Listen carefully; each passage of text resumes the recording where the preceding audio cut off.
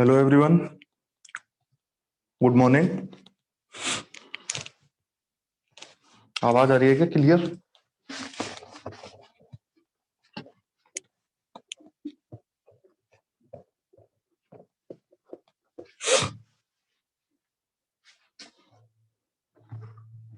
अरे भाई, आवाज क्लियर है क्या? सर आ रही है।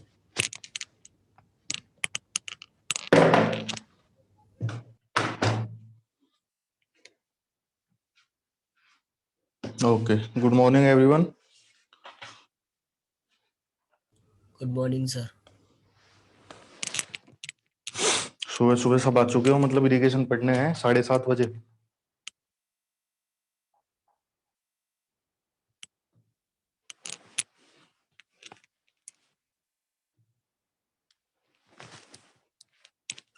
कौन सी कॉलेज है?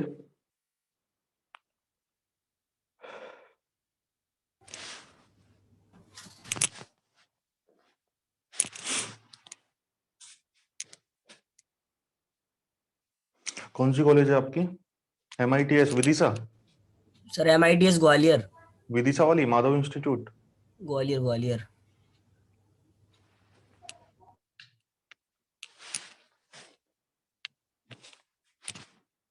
अच्छा, ग्वालियर वाली है क्या? MITS ग्वालियर। अच्छा अच्छा अच्छा, चलो बहुत अच्छी बात है।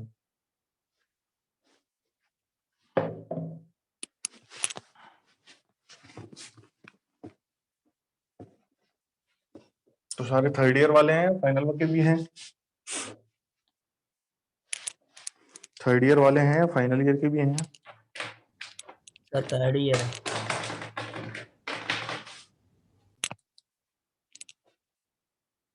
अच्छा, थर्ड ईयर ही हैं।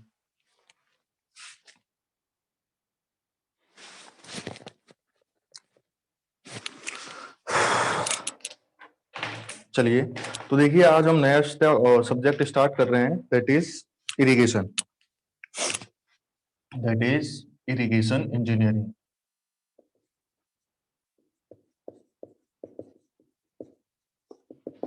इरिगेशन इंजीनियरिंग, ठीक है।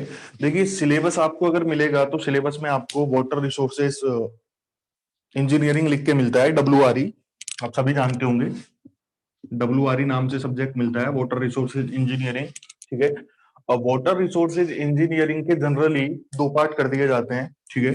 एक हो जाता है अपना इरिगेशन और एक हो जाता है हाइड्रोलॉजी, ठीक है ना। तो दोनों को अपन पढ़ेंगे, पहले इरिगेशन पढ़ लेते हैं फिर हाइड्रोलॉजी पढ़ लेंगे, एक ही बात है, ठीक है ना। तो बताओ कौन सा स्टार्ट करें, जैसा आपकी इच्छा।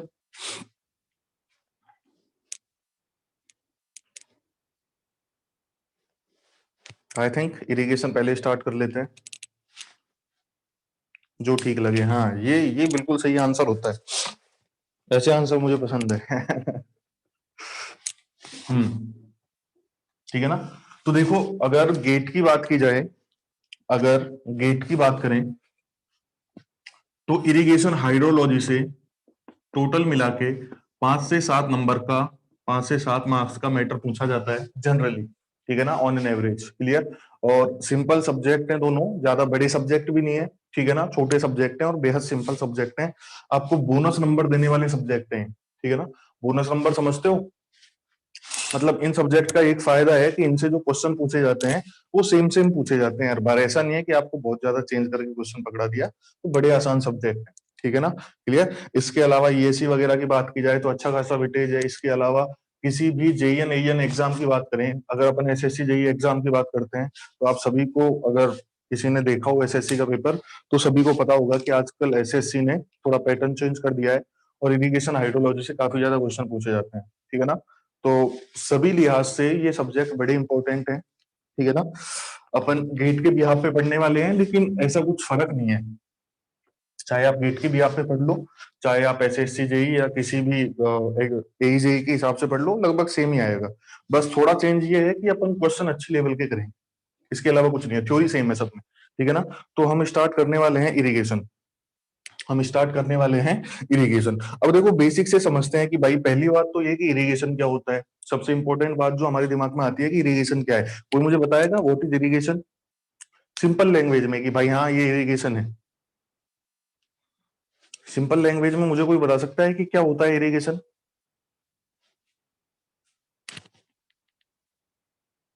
हम्म, बताएं जरा।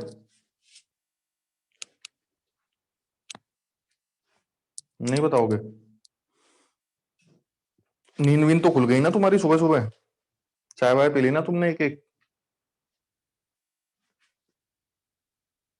सिंचाई, हाँ ये बिल्कुल सही है। इरिगेशन का मतलब ही क्या है? इरिगेशन का मतलब है सिंचाई, पानी देना।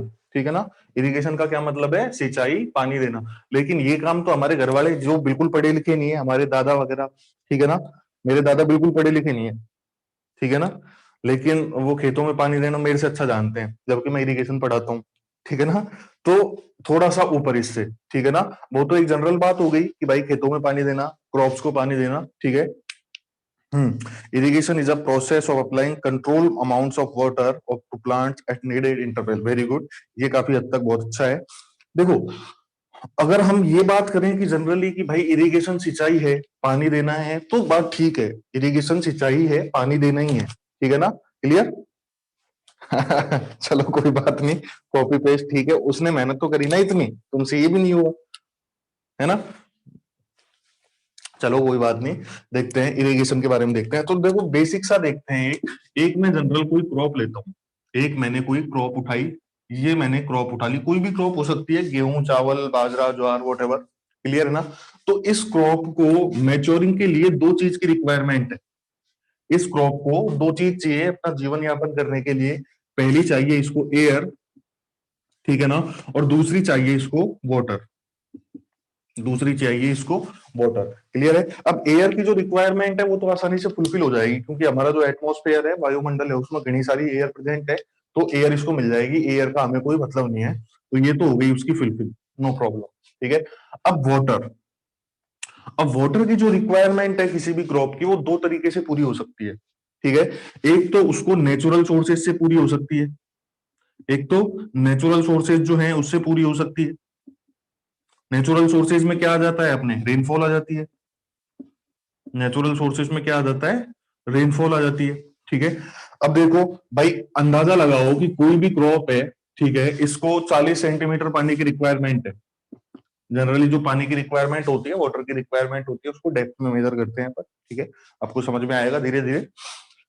तो अब ऐसा मानो कि 40 सेंटीमीटर वाटर की रिक्वायरमेंट है, तो क्या मैं ओनली रेनफॉल के भरोसे रह सकता हूँ क्या? इंद्रदेव इतने मेहरबान तो नहीं होते अपने कि भाई जब अपने को इच्छा हो, जब अपने को जरूरत हो, तब पानी गिर जाए आसमान से? ऐसा तो नहीं होता। ठीक है ना? तो हमें दूसरे सोर्स डेवलप करने पड़े, हमें क्रॉप को वाटर प्रोवाइड करवाने के दूसरे सोर्सेज डेवलप करने पड़े। ठीक है ना? और इन सोर्सेज को क्या बोला जाता है? Artificial, artificial sources, artificial sources. ठीक है। तो भाई देखो, एयर की जो रिक्वायरमेंट थी वो पूरी हो गई, उसकी फुलफिल हो गई, उससे हमें कोई खास मतलब नहीं है। ठीक है ना? वाटर की जो रिक्वायरमेंट है, या तो वो नेचुरल सोर्सेज से पूरी होगी, जैसे बरसात से, ठीक है ना, या अगर बरसात से पूरी नहीं हो पाती है तो हमें आर्टिफिशियल सोर्सेज डेवलप करने पड़ेंगे। आर्टिफिशियल सोर्सेज जैसे कि भाई कुएं से पानी देना, जैसे कि नहर का पानी देना, ठीक है ना, जैसे कि ट्यूबवेल लगा के पानी देना फसल में, वो सब कुछ क्या है? वो आर्टिफिशियल सोर्सेज में आता है। ठीक है ना?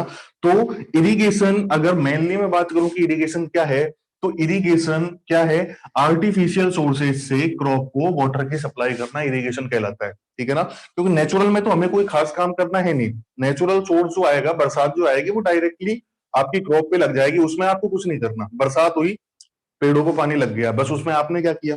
ठीक है ना? तो इरिगेशन क्या है? आर्टिफिशियल सोर्सेज से क्रॉप को वाटर सप्लाई करना। ठीक है ना? जैसे नहर से पानी फसल में देना, कुएं से पानी फसल में देना, वो क्या है? इरिगेशन है, क्योंकि हमें काम इसी में करना पड़ेगा। क्लियर है ना? तो अगर मैं जर्नल सी डेफिनेशन लिखूं एक इरिगेशन की, तो आप लिख सकते हैं साथ में, आप साथ में लिख सकते हैं मेरे।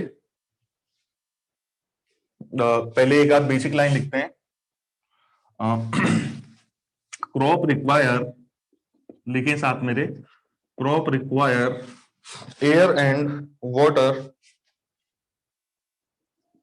Air and water for their survival, for their survival, okay, मतलब उसको पानी और वाटर चाहिए, क्लियर है ना। The requirement of water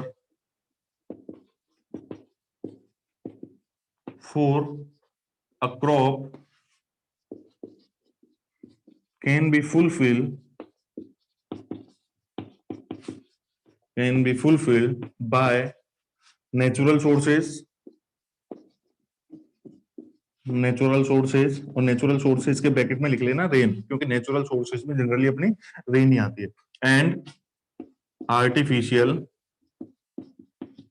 sources, okay, clear है ना। तो ये बेसिक सी बात हो गई। अब आगे लिखते हैं इरिगेशन के बारे में, ठीक है ना। तो लिखें अगली लाइन से,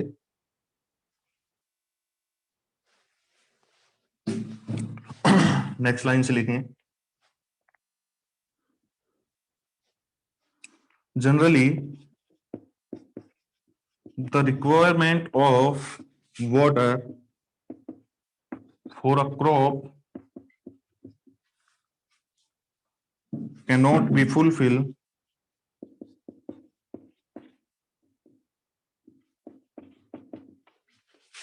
by natural sources, so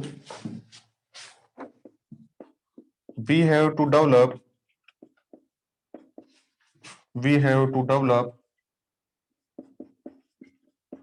some artificial sources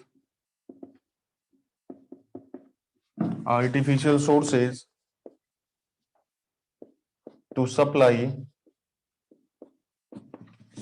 water for crops.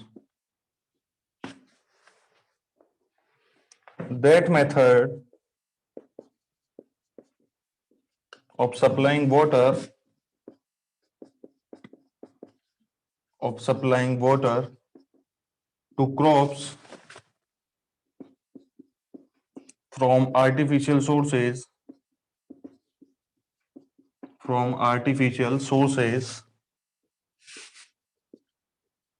is called irrigation. ठीक है ना।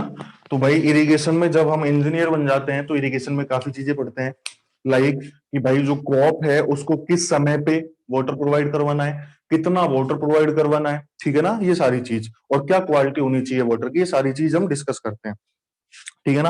अब देखो मैं आपको थोड़ी सी बात और बता देता हूँ इसमें आगे चल के, कि जो इरिगेशन है वो इतना ही नहीं है कि आपकी जो आर्टिफिशियल सोर्स है उनसे वाटर सप्लाई कर दिया और इरिगेशन इंजीनियरिंग खत्म हो गई, ठीक है ना। देखो जब आपको फील्ड में आर्टिफिशियल सोर्सेज से वाटर प्रोवाइड करवाना है तो आपको कुछ ना कुछ कंस्ट्रक्शन करनी पड़ेगी, समझ रहे हो ना। जैसे सपोज करो कि आपको किसी रिवर का पानी प्रोवाइड करवाना है, ठीक है, लेट सपोज यहां से कोई रिवर जा रही है, ठीक है ना, ये कोई रिवर जा रही है, तो इस रिवर का पानी आपको यहाँ पे इतनी दूर कोई फील्ड है, इस फील्ड में लेके आना है, ठीक है ना। तो एक तरीके से रिवर आर्टिफिशियल सोर्सेज ही है, ठीक है ना, क्लियर। अब ऐसे मत बोलना कि नेचर ने रिवर बनाई है तो नेचुरल सोर्स हो गई, नहीं होगी, ठीक है ना। तो इस रिवर का पानी हमें क्या करना है, इस फील्ड में लेके आना है, तो मुझे कुछ ना कुछ स्ट्रक्चर्स बनानी पड़ेंगी, लाइक सबसे पहले मुझे यहाँ पे डैम बैराज या कुछ बनाना पड़ेगा, फिर कैनाल का सिस्टम बनाना पड़ेगा, फिर बहुत सारी कैनाल से होके जो पानी है हमारी फील्ड में आके पहुंचेगा, ठीक है ना। तो आर्टिफिशियल सोर्सेज से वाटर सप्लाई करने के लिए हमें कुछ ना कुछ कंस्ट्रक्शन करनी पड़ती है, जैसे कि डैम बनाए, जैसे कि बैराज बनाए, जैसे कि कैनाल्स बनाई, वियर बनाए, ये सब कुछ का जो कंस्ट्रक्शन है, डिजाइन है, ये भी इरिगेशन का ही पार्ट है। समझ में आ रही है क्या कह रहा हूं मैं, कि भाई आर्टिफिशियल सोर्सेज से वाटर को सप्लाई करने के लिए जो हमें कुछ कंस्ट्रक्शन करनी पड़ती है, लाइक डैम, वियर, बैराज, इनकी डिजाइन, इनकी कंस्ट्रक्शन, इनकी मेंटेनेंस, ये सभी इरिगेशन का ही पार्ट है, ठीक है ना। तो इरिगेशन को हम जनरली दो पार्ट में डिवाइड कर देते हैं, एक तो सीन आ जाता है अपने क्रॉप वाला, वाटर और क्रॉप का रिलेशन, और दूसरे में आ जाती है ये कंस्ट्रक्शन, ये अपने जो हाइड्रोलिक स्ट्रक्चर है, लाइक वियर है, बैराज है, कैनाल है, डैम है, सबको पढ़ेंगे अब, ठीक है ना, क्लियर है, बात समझ में आ गई।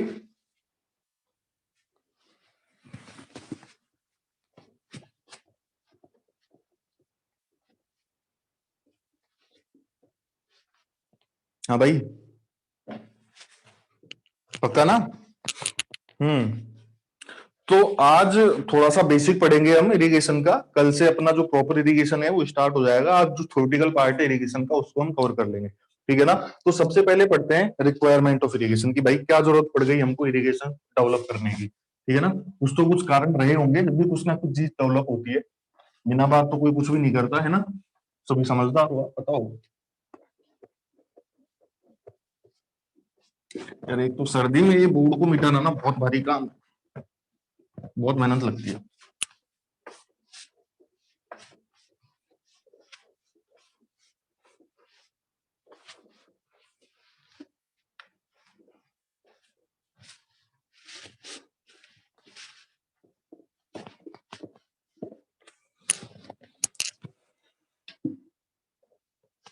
फाइनल ईयर वाले स्टूडेंट नहीं है क्या? फाइनल ईयर वालों को तो पिछले साल भी मैंने ही पढ़ाई थी इरिगेशन MITS में, तो शकल पहचानते होंगे फाइनल ईयर वाले तो, हालांकि मैं मोटा हो गया पहले से थोड़ा।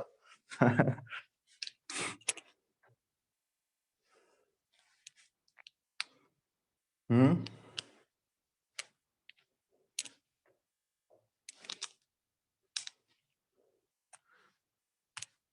चलिए हेडिंग डालिए, requirement of irrigation, requirement of irrigation.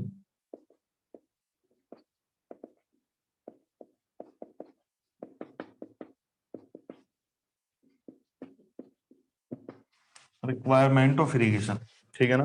तो सबसे जो बेसिक रिक्वायरमेंट है, सबसे जो मेजर रिक्वायरमेंट है, दैट इज कि भाई इंडिया जो है उसमें सफिशियंट रेनफॉल नहीं होती है, इंडिया में सफिशियंट रेनफॉल नहीं होती है, और जो डिस्ट्रीब्यूशन है रेनफॉल का वो भी सही नहीं है, अनइवन है, ठीक है ना। तो 2 पॉइंट में लिख सकता हूं, ओनली पॉइंट्स लिखेंगे। पहला तो हो गया इनएडिक्वेट रेनफॉल, क्लियर, और दूसरा हो गया आपके पास अनइवन डिस्ट्रीब्यूशन ऑफ रेनफॉल, ठीक है ना। देखो आप सभी को पता है कि भाई इंडिया में जो रेनफॉल होती है वो मेनली मानसून के टाइम पे ही होती है। लाइक अगर ये जनवरी है आपका, ये दिसंबर है, तो जो रेनफॉल होती है 90% जो रेनफॉल होती है वो अपने अप्रैल जून से लेके सितंबर तक होती है, मतलब ओनली मानसून सीजन में ही रेनफॉल होती है इंडिया में, ओनली मानसून सीजन में ही इंडिया में रेनफॉल होती है, ठीक है ना। दैट मीन्स मैं इस मानसून सीजन में अप्रैल से लेके सितंबर तक तो फसल कर सकता हूँ बरसात के भरोसे, लेकिन अगर मुझे बाकी टाइम पे फसल करनी है तो मुझे क्या करना पड़ेगा, इरिगेशन सिस्टम डेवलप करना पड़ेगा, मतलब कोई ना कोई ऐसा सोर्स प्रोवाइड करना पड़ेगा, यूज करना पड़ेगा, जिससे कि मैं पानी सप्लाई कर सकूं, ठीक है ना। और दूसरी बात कि जो डिस्ट्रीब्यूशन है रेनफॉल का वो भी सही नहीं है। जैसे कि अगर ये अपना इंडिया है इस तरीके का, ठीक है ना, तो इंडिया का जो लगभग आधा पार्ट है वहां बहुत अच्छी बरसात होती है। लाइक महाराष्ट्र है, महाराष्ट्र से MP वगैरह और जो हिमालयन रेंज है वहां पे काफी अच्छी बरसात होती है। लेकिन अगर मैं बात करूं इधर जो वेस्टर्न साइड एरिया है, लाइक राजस्थान, पंजाब, हरियाणा, गुजरात, यूपी आधा, ठीक है ना, तो यहाँ पे बरसात नहीं होती इतनी अच्छी, ठीक है ना। देखो अगर डेजर्ट वाले पार्ट की बात की जाए, जो रेगिस्तान वाला पार्ट है, वहां साल भर में मुश्किल से 15-20 सेंटीमीटर बरसात होती है, ठीक है ना। तो इस बरसात के भरोसे तो कुछ किया जा सकता नहीं, ठीक है ना। तो मुझे क्या करने पड़ेंगे, आर्टिफिशियल सोर्सेज लाइक कैनाल है, इनको डेवलप करना पड़ेगा, ठीक है ना। तो सबसे मेजर रिक्वायरमेंट जो है वो इरिगेशन की ये दो हैं, क्लियर है ना, कि भाई ना तो इंडिया में सफिशियंट रेनफॉल होती है, और जो रेनफॉल होती है उसका डिस्ट्रीब्यूशन भी सही नहीं है, यूनिफॉर्म नहीं है, कहीं पे ज्यादा रेनफॉल हो रही है, कहीं पे कम रेनफॉल हो रही है, ठीक है ना। तो इस वजह से मुझे क्या करना पड़ा, इरिगेशन सिस्टम डेवलप करने पड़े, ठीक है ना। थर्ड जो पॉइंट हो सकता है, जो कारण हो सकता है, that is to increase crop yield. Crop yield का मतलब कि भाई पैदावार जो है वो हमें बढ़ानी थी, इसलिए हमने क्या किया, इरिगेशन सिस्टम डेवलप किया, ठीक है ना। क्योंकि जस्ट लाइक ये देखें, ये क्रॉप का एग्जांपल लेता हूं, यहाँ पे मैंने क्रॉप की सोइंग कर दी, सोइंग मतलब बीज बोना, और यहाँ पे मैंने इसकी हार्वेस्टिंग कर ली। हार्वेस्टिंग मतलब उसको जब निकाल लेते हैं ना लास्ट में, तो देखो एक चीज होती है कि कोई भी क्रॉप जो होती है ना उसको फिक्स इंटरवल पे, लाइक सोइंग से 15 दिन बाद 10 सेंटीमीटर वाटर की जरूरत हुई, मैं जस्ट एग्जांपल देखो, ठीक है ना, क्लियर। ऐसा मानो कि उसको फिर से 20 दिन बाद 15 सेंटीमीटर वाटर की जरूरत हुई, और उसको फिर से 30 दिन बाद 10 सेंटीमीटर वाटर की जरूरत हुई, ठीक है ना। तो अगर मुझे इस क्रॉप की प्रॉपर यील्ड लेनी है, इसका अच्छी पैदावार लेनी है, तो मुझे बीच बीच में पर्टिकुलर टाइम पे क्या करना पड़ेगा, वाटर प्रोवाइड करना पड़ेगा। ये सभी जानते हो आप भाई, बीच बीच में पानी देना पड़ता है खेत में, ठीक है ना।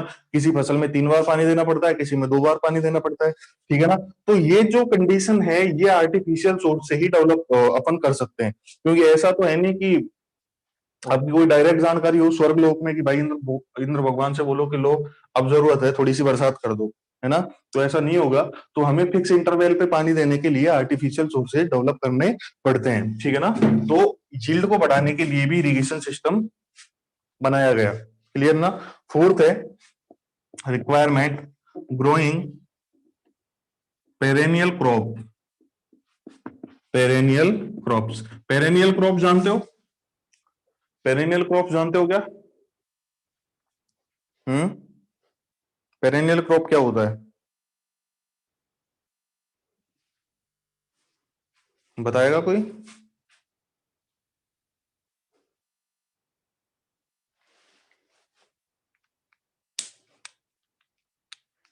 हम्म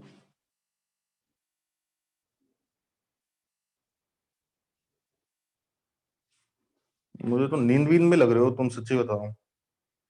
मुझे तो ऐसा प्रतीत हो रहा है तुम उठ के आ गए सुबह तुमको नींद आ रही है ना। नींद तो नहीं आ रही है ना तुमको? अरे भाई लोगों, सितंबर से दिसंबर के बीच में सोइंग करते हैं, हाँ ये भी ठीक है। सितंबर से दिसंबर के बीच में सोइंग कर देते हैं। लेकिन अगर जनरल बात बोले तो पेरेनियल क्रॉप ऐसी क्रॉप होती है जिनका ग्रोइंग पीरियड लगभग 1 साल के बराबर होता है। मतलब ऐसी फसल जो खेत में पूरे 1 साल लगी रहती है, ठीक है ना। लगभग 350 दिन के आसपास इनका बेस पीरियड होता है। लगभग 10-11 महीने के आसपास ये खेत में लगी रहती है, जैसे कि गन्ना है। गन्ना लगभग 1 साल तक खेत में लगा रहता है, ठीक है ना। क्लियर है ना। जबकि बाकी फसल जो है वो लगभग 3-4 महीने ही लगती है। क्लियर। तो ऐसी फसल जो लगभग 1 साल तक लगी रहती हैं, 1 साल जिनका ग्रोइंग पीरियड होता है, उन्हें पेरेनियल क्रॉप बोलते हैं, ठीक है ना। तो अगर मुझे पेरेनियल क्रॉप करनी है तो भी मुझे इरिगेशन सिस्टम डेवलप करना पड़ा, ठीक है ना। क्लियर। पांचवा लिखे, थ्रोइंग मल्टीपल क्रॉप्स। तो मल्टीपल क्रॉप्स के लिए भी मुझे इरिगेशन सिस्टम डेवलप करना पड़ता है, ठीक है ना। तो ये 5 रिक्वायरमेंट सफिशियंट है, पॉइंट पॉइंट लिख लो, बहुत है, बनाए।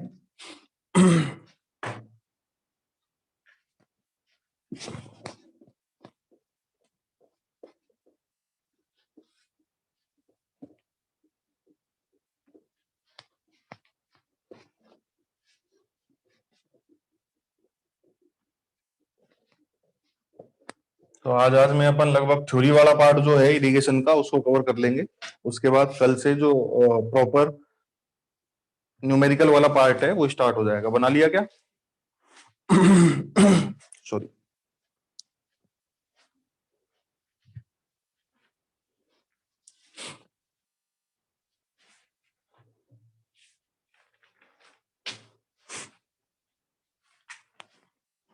बन गया।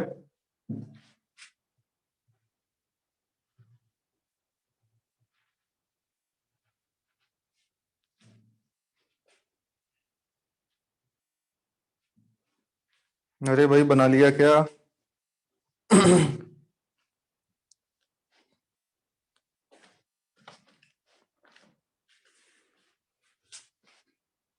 चलिए नेक्स्ट डालिए हेडिंग, एडवांटेज ऑफ इरिगेशन। कुछ एडवांटेज है वो पढ़ लेते हैं।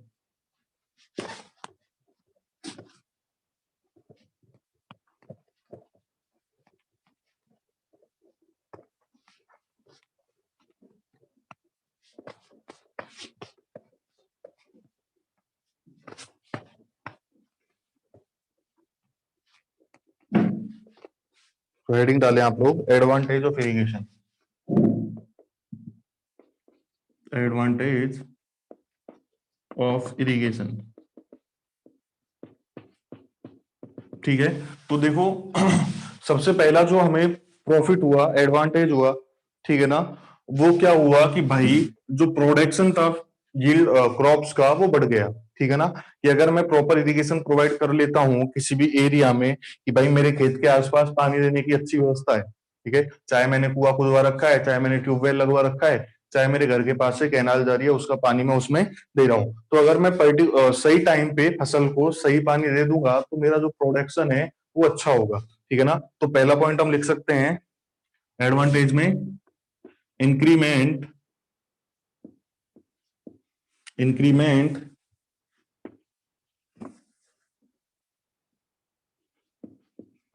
इन प्रोडक्शन, ठीक है ना। तो प्रोडक्शन जो है उसमें इंक्रीमेंट हुआ, क्लियर है ना। इसमें कुछ खास लिखने की जरूरत है नहीं, सफिशिएंट है, इतना ही पॉइंट से समझ जाओगे आप। दूसरा जो है एडवांटेज इसका, that is elimination elimination of mix crop. ये समझो इसका क्या मतलब है। पहली बात तो मिक्स क्रॉप क्या होती है, एलिमिनेशन तो बाद में पढ़ेंगे, पहले हमें ये तो पता हो कि मिक्स क्रॉप क्या होती है। तो देखो, समझो इस चीज को, आज से लगभग 70-80 साल पहले, ठीक है, जब इरिगेशन सिस्टम डेवलप नहीं था, जब कुएं वगैरह, बावड़ी वगैरह, नहर वगैरह नहीं थी, तो जो खेती थी वो पूरी तरीके से किस पे की जाती थी, बरसात के भरोसे करते थे। जो खेती थी पहले के टाइम में, 70-80 साल पहले मान लो आप, जो खेती थी वो पूरी तरीके से बरसात के भरोसे की जाती थी। लोगों के पास रोजगार वगैरह नहीं था, पैसे की आमदनी नहीं थी, तो भाई पूरी तरीके से किस पे डिपेंड रहते थे कि खेती बाड़ी हो गई तो कुछ कमा दमा लेंगे, खा पी लेंगे, नहीं तो बर्बाद है। क्लियर है ना। तो देखो एग्जांपल लो कि भाई मेरे पास एक ही खेत है और मेरा पूरा जीवन यापन इसी खेत पे ही चल रहा है, ठीक है ना। अब मेरे पास ना तो इरिगेशन के सोर्स है, ना तो मेरे पास कुआ बावड़ी नहर है, ठीक है। मेरे इस खेत में जो खेती करूंगा पूरी तरीके से किस पे होगी, बरसात के भरोसे होगी, ठीक है ना। अब ऐसा मानो कि भाई अप्रैल मई के टाइम पे अप्रैल मई के टाइम पे मैंने इसमें कोई फसल लगा दी, मैंने इसमें कोई फसल लगा दी। अब देखो, अब अप्रैल मई के बाद पे मानसून का सीजन चालू हो जाता है, लेट्स सपोर्ट, ठीक है ना। मानसून का सीजन चालू हो जाता है। अब मैं ये तो पता नहीं लगा सकता कि आने वाले जो 4-5 महीने हैं बरसात के, उनमें ढंग की बरसात होगी, बहुत ज्यादा बरसात होगी या बिल्कुल बरसात नहीं होगी। ये तो अनसर्टेनिटी रहती है ना, मुझे तो पता तो नहीं है आगे आने वाले समय का। तो अगर मैंने यहाँ पे क्रॉप लगा दी और लेट सपोज बिल्कुल बरसात नहीं हुई, ठीक है ना, तो मैं तो बर्बाद, मेरे को तो खाने के लाले पड़ जाएंगे। क्लियर है ना। तो इस तरीके से या इस चीज से बचने के लिए क्या करते थे, एक फील्ड में 2-3 क्रॉप्स एक साथ लगा दी जाती थी, ठीक है ना। 2-3 क्रॉप्स को एक साथ लगा दिया जाता था। अब इनका फायदा क्या है वो समझते हैं। पहले तो आप मिक्स क्रॉप में लिखें कि मिक्स क्रॉप क्या होता है। पहले तो आप ये लिखें कि मिक्स क्रॉप क्या होता है, क्योंकि कई बार छोटे मोटे जो एग्जाम होते हैं वो पूछा गया है कि मिक्स क्रॉप किसे कहते हैं, ठीक है ना। तो मिक्स क्रॉप क्या है, sowing of 2-3 crops in same field, मतलब एक ही खेत में 2-3 फसल या 4 फसल एक साथ लगा देना, ठीक है ना। क्लियर। अब देखें जरा इससे फायदा क्या होता था। जैसे एग्जाम्पल लो, जस्ट एक एग्जाम्पल लो कि मैंने 3 फसल इस खेत में लगा दी। लेट सपोज मैंने इसमें लगा दिया बाजरा, मैंने इसमें लगा दिया राइस, और मैंने एक और लगा दिया इसमें, जस्ट एग्जाम्पल के लिए व्हीट लगा दिया, गेहूं लगा दिया, ठीक है ना। क्लियर। अब मैंने अप्रैल मई में इसकी सोइंग कर दी, तीनों की तीनों फसल ही तो एक साथ लगा दी। अब मुझे पता नहीं कि आने वाले समय में क्या होगा, तो अपन तीनों कंडीशन लेके चल लेते हैं, ठीक है ना। अगर भाई आने वाले समय में बरसात बिल्कुल नहीं हुई, आने वाले समय में बरसात बिल्कुल नहीं हुई, 1-2 बरसात गिरी तो बाजरा हो जाएगा, ठीक है ना। क्योंकि आज सभी को पता है कि बाजरे को पानी की रिक्वायरमेंट बहुत कम रहती है, बरसात के भरोसे बाजरा हो जाता है, ठीक है ना। अगर बहुत ज्यादा बरसात हो गई, बाढ़ की कंडीशन बन गई, ठीक है ना, बहुत ज्यादा बरसात हो गई, तो बाजरा और गेहूं जो है वो गल जाएगा, लेकिन चावल हो जाएगा बहुत ज्यादा बरसात के केस में, ठीक है ना। तो दोनों उल्टी सीधी कंडीशन में इसके पास एक एक क्रॉप की यील्ड मिल गई, ठीक है ना। अगर सफिशियंट बरसात होती है, जितनी होनी चाहिए उतना हो जाता है, तो इसके पास एक से ज्यादा क्रॉप्स मिल जाएंगे, ठीक है ना। मतलब कहने की बात यह है कि आने वाले समय में चाहे कंडीशन कैसी ही बनो, मतलब चाहे बहुत ज्यादा बरसात हो जाओ, चाहे बिल्कुल ना हो, चाहे थोड़ी बहुत हो जाए, मतलब इसके पास इन 2-3 में से एक ना एक फसल की यील्ड तो मिलेगी, ठीक है ना। मतलब ऐसा नहीं है कि इसको खाने को भी नहीं रहेगा, समझ रहे हो बात को। तो ये तरीके की व्यवस्था अपनाई जाती थी जब इरिगेशन सिस्टम डेवलप नहीं था। क्लियर है। तो देखें अब इसका नुकसान क्या था। नुकसान ये था कि भाई अलग अलग जो क्रॉप होती है उनको अलग अलग सॉइल प्रिपरेशन की रिक्वायरमेंट होती है। भाई खेत की जो व्यवस्था होती है, खाद वगैरह की जो व्यवस्था होती है, वो अलग अलग फसल के हिसाब से अलग अलग करनी पड़ती है, ठीक है ना। तो अब यहाँ तो 2-3 फसल एक साथ लगा दी। अब इसकी व्यवस्था तो अपन कर नहीं सकते एक साथ, क्लियर है ना। और दूसरा, जब अपन हार्वेस्टिंग करते थे, हार्वेस्टिंग मतलब जब बीज निकालते हैं इनके, फसल करते हैं, तो फसल जो थी वो इंटरमिक्स हो जाती थी। इंटरमिक्स मतलब आपस में मिल जाती थी, और ऐसी फसल को अगर तुम मार्केट में लेके जाओगे तो तुमको अच्छा खासा भाव मिलेगा नहीं, ठीक है ना। तो ये नुकसान थे मिक्स क्रॉप के। अब जब से इरिगेशन सिस्टम डेवलप हुआ, मतलब हमारे पास बैकअप हो गया वाटर का, तो ये मिक्स क्रॉपिंग का जो फंडा है ये क्या हो गया, एलिमिनेट हो गया, ठीक है ना। तो बात समझ में आ गई आपको, भाई मिक्स क्रॉपिंग क्या होती है, बताएं। पल्ले पड़ गई।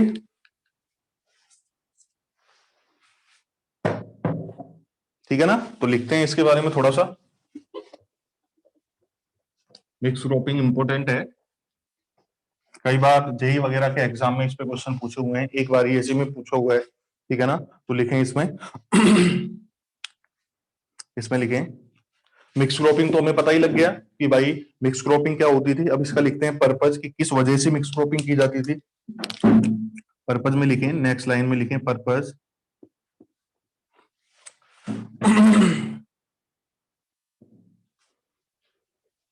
Mix cropping means sowing of 2-3 crops in same field. The advantage of that,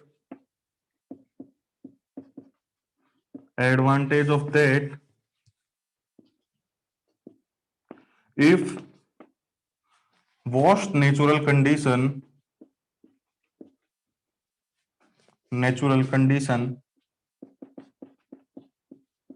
may occur in future,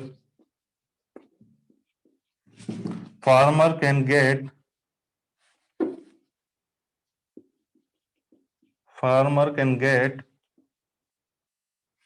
good production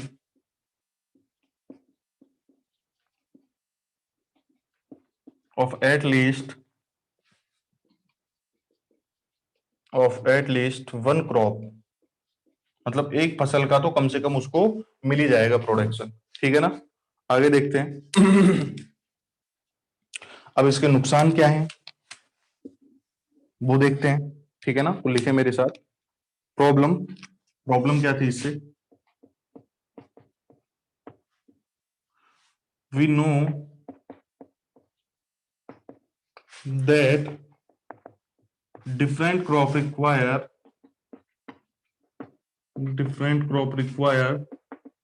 different soil preparation,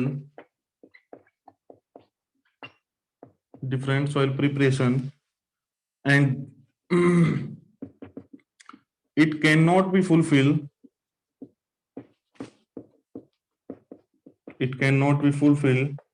in case of mixed cropping.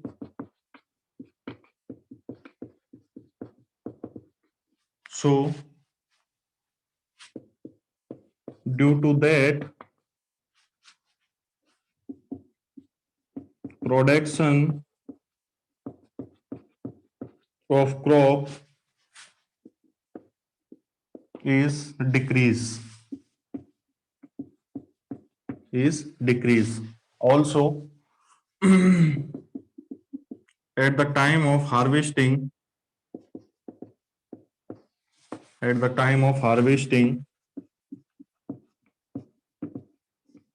different crops get intermix.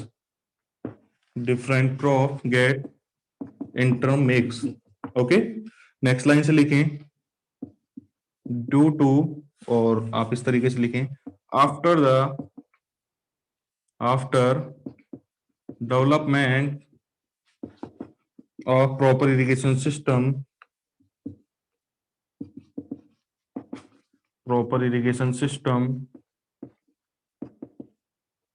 Mix cropping is completely eliminated. Okay ना, ठीक है। तो ये बात हो गई mix cropping की, important है, कई बार इस पे क्वेश्चन पूछा हुआ है। मिक्स क्रॉपिंग का पर्पज क्या था? सबसे ज्यादा क्वेश्चन यही पूछते हैं कि भाई अगर एक ही खेत में दो तीन क्रॉप को एक साथ लगा दिया गया तो उसे क्या बोलते हैं? तो उसे बोलते हैं मिक्स क्रॉप। ठीक है ना, या मिक्स क्रॉपिंग। क्लियर है? ठीक है ना, तो ये हो गया अपने पास दूसरा एडवांटेज। क्लियर। अब अपन तीसरा एडवांटेज पढ़ते हैं। अरे यार ये बहुत टफ काम हो जाता है इसको सर्दी में मिटाना। मैंने कॉलिन ला के रख रखा है।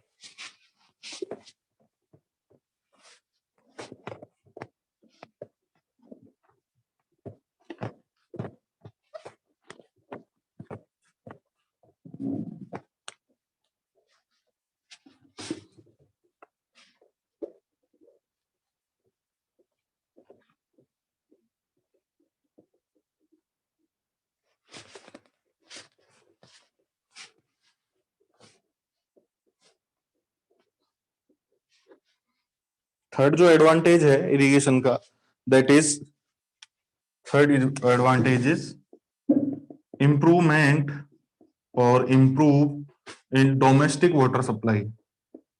Improve in domestic water supply. Domestic water क्या होता है जानते हो क्या? भाई ऐसा वाटर जो हम डेली यूज में काम में लेते हैं। ठीक है ना सर, लिख पाते नहीं हम इतने टाइम। अच्छा अच्छा अच्छा,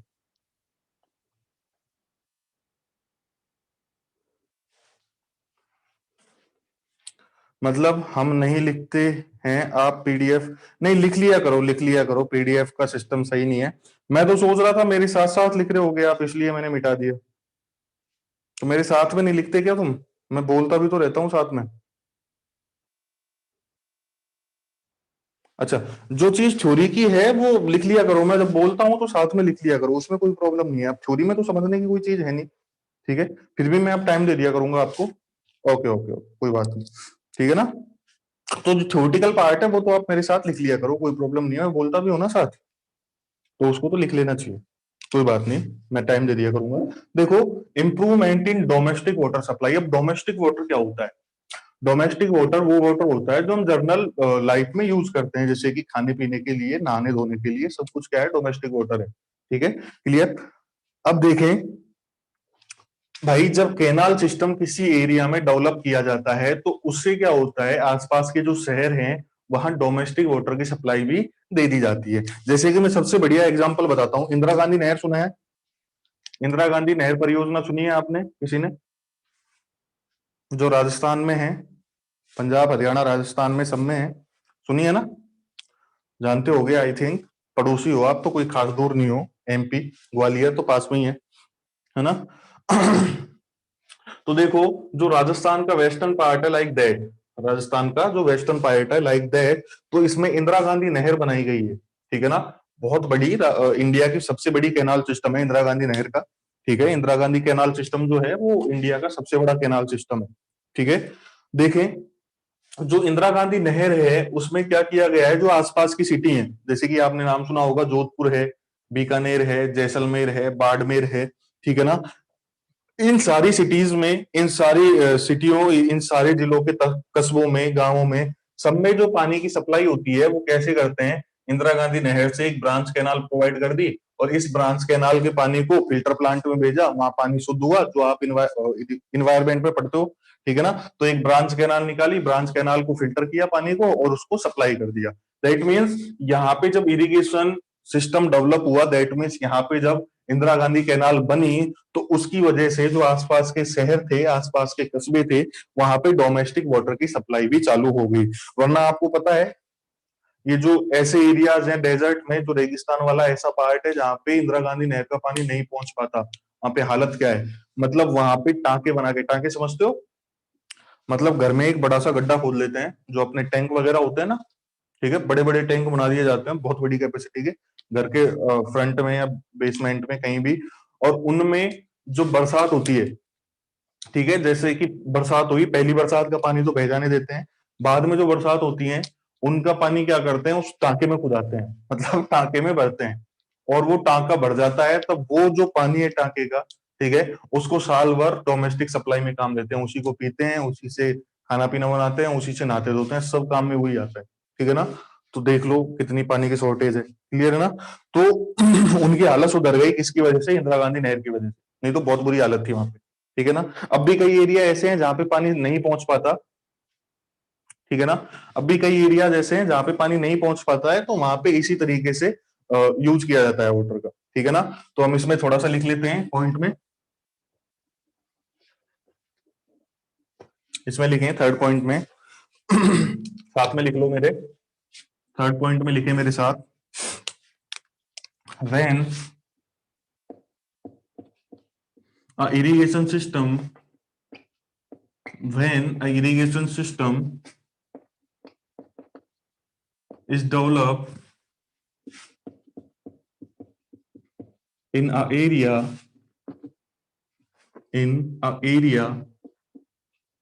a branch canal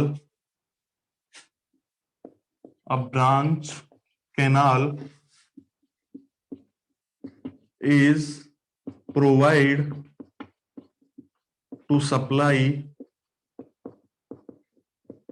the domestic water requirement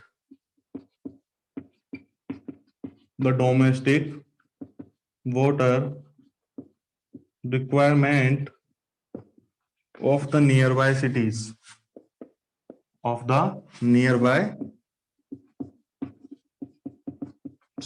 ठीक है ना? मतलब जो मेन कैनाल है उससे एक ब्रांच कैनाल प्रोवाइड करवा देंगे। जैसे कि भाई ऐसा मानो कि ग्वालियर के आसपास से एक कैनाल जा रही है, बड़ी कैनाल जा रही है। ठीक है ना? तो उस बड़ी कैनाल में से क्या करेंगे, एक ब्रांच कैनाल दे देंगे कि भाई ये ब्रांच कैनाल ग्वालियर के डोमेस्टिक सप्लाई के लिए है। तो एक बड़ा सा फिल्टर प्लांट बना के उस पानी को पहले तो शुद्ध करेंगे, उसको फिल्टर करेंगे और बाद में उसको सप्लाई कर दिया जाएगा ग्वालियर में, इस तरीके से। ठीक है ना? तो ये कब पूरा हो सका? जब इरिगेशन सिस्टम डेवलप हुआ। ठीक है ना? उससे पहले तो नहीं हो सकता था। क्लियर है ना? ओनली डोमेस्टिक सप्लाई के लिए तो आप नहीं कर सकते। ठीक है ना? ये हो गया आपका third advantage. Okay, fourth advantage लिखिए। बना लिया? थर्ड नंबर लिख लिया?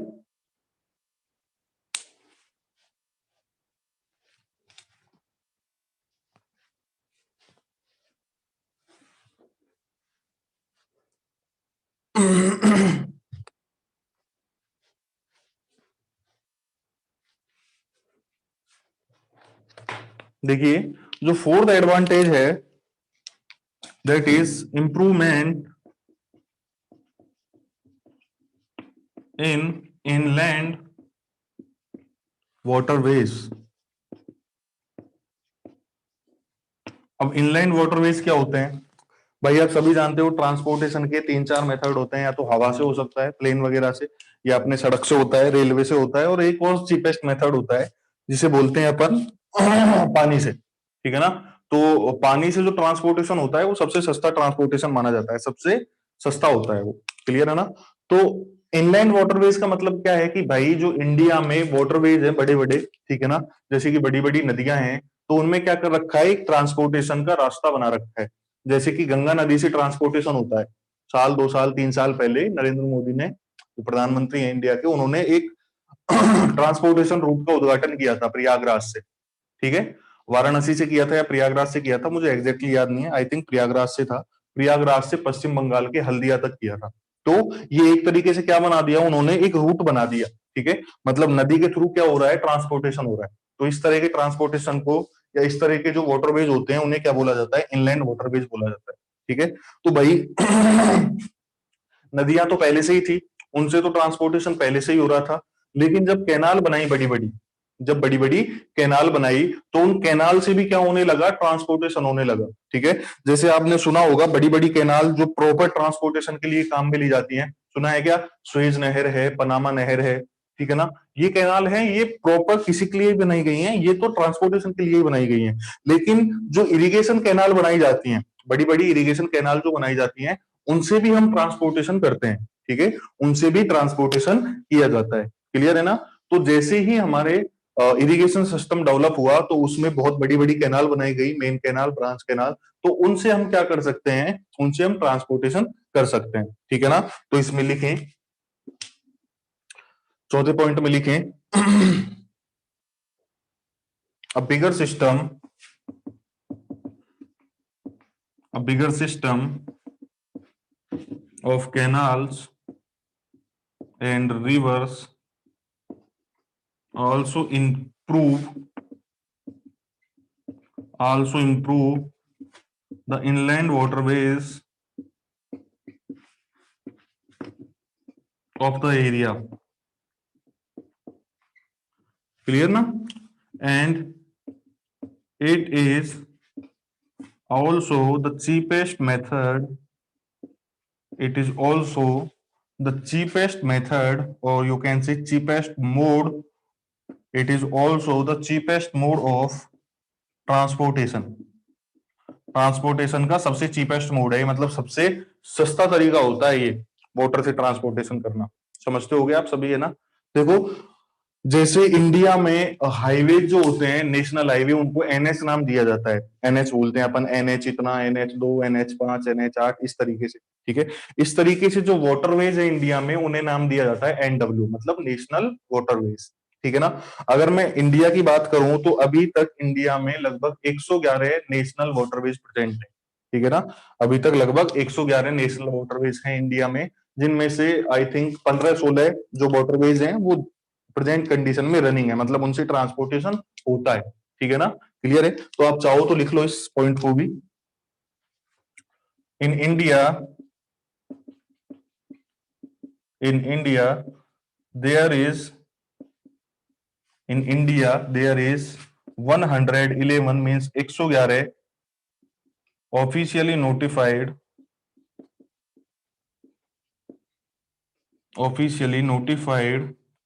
National waterways are present. National waterways are present मतलब इंडिया में अभी 111 वाटरवेज हैं. क्लियर है ना? पहला NW1 जो है वो गंगा नदी पे है. ठीक है, प्रयागराज से लेके पश्चिम बंगाल के हल्दिया तक. ठीक है. सेकंड जो NW2 है वो ब्रह्मपुत्र नदी पे बनाया हुआ है. ठीक है ना? तो उनसे ट्रांसपोर्टेशन होता है, मतलब इन 111 में से 15-16 नेशनल वाटरवेज से ट्रांसपोर्टेशन अभी के टाइम पे होता है. लेकिन ये अपने सब्जेक्ट की बात नहीं है, ये जीके की बात आ गई. ठीक है ना? तो ये हो गए अपने पास 4 एडवांटेज. एडवांटेज नंबर 5 भी है. सो जाओ. एडवांटेज नंबर 5 भी है. ठीक है ना? एडवांटेज नंबर 5 क्या है कि भाई जब कैनाल सिस्टम डेवलप होता है तो डैम वगैरह बनाए जाते हैं, और डैम वगैरह अगर बनाते हैं अपन तो उनसे पावर जनरेशन कर सकते हैं. ठीक है ना? तो 5वां पॉइंट डालें, पावर जनरेशन. इसमें लिखने की आई थिंक कोई जरूरत नहीं है, आप समझ जाओगे. ठीक है ना? तो पावर जनरेशन भी इरिगेशन सिस्टम डेवलप होने की वजह से कर सकते हैं हम. क्यों? क्योंकि जब भी कोई मेन कैनाल निकालनी है हमको किसी रिवर से, तो या तो डैम बनाएंगे. ठीक है, अगर डैम बना है तो इसका मतलब क्या कि वहां पे पावर जनरेशन हो सकती है. ठीक है ना? क्लियर? छठा एडवांटेज इसका क्या है कि लोकल ट्रांसपोर्टेशन जो होता है उसको बढ़ावा मिलता है. लोकल ट्रांसपोर्टेशन को बढ़ावा मिलता है. अब लोकल ट्रांसपोर्टेशन को बढ़ावा कैसे मिलता है? भाई जो मेन कैनाल बनाई जाती है, बड़ी बड़ी कैनाल जो बनाई जाती हैं, उनके साइड में मेंटेनेंस के लिए एक सड़क बनाई जाती है छोटी सी. ठीक है ना? जो कैनाल होती है उसके पड़ोस में क्या करते हैं, बगल बगल में एक सड़क बनाई जाती है उसके किनारे पे. ठीक है, वो किस लिए होती है कि भाई कैनाल में कोई मेंटेनेंस वगैरह हो, कैनाल की जो देख रेख है उसको करने के लिए. ठीक है, लेकिन उस सड़क को, उस रोड को जो लोकल एरियाज के लोग हैं वो भी यूज कर सकते हैं. ठीक है ना? तो वो लोकल ट्रांसपोर्टेशन को बढ़ाने में भी यूज आती है. ठीक है ना?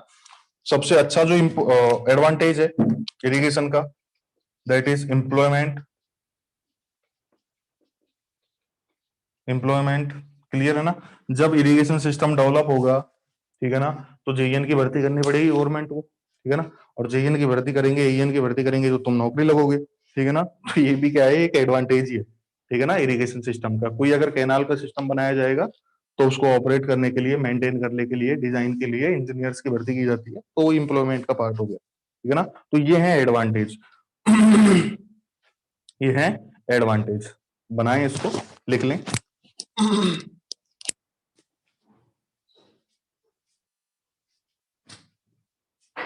हो गया.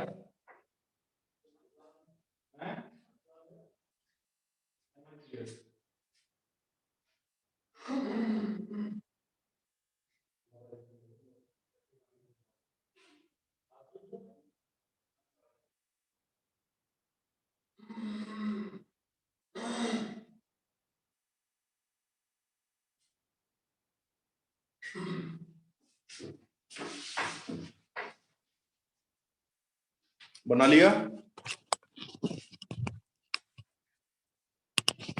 बन गया? चलिए अब पढ़ते हैं हम इसके डिसएडवांटेज।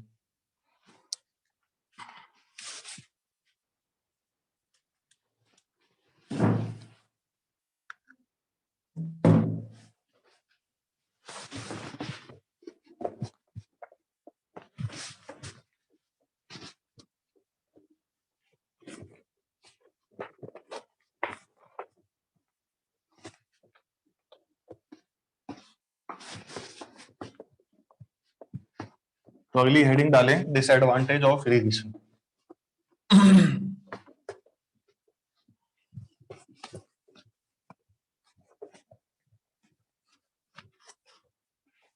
अगली हेडिंग डालें डिसएडवांटेज ऑफ इरिगेशन।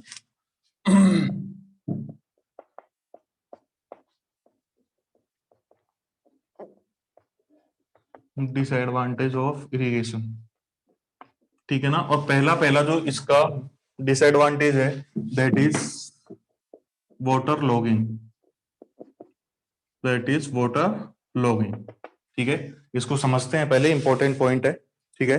एक सेकंड रुको, मैं इंक फिल कर लेता हूं इनमें।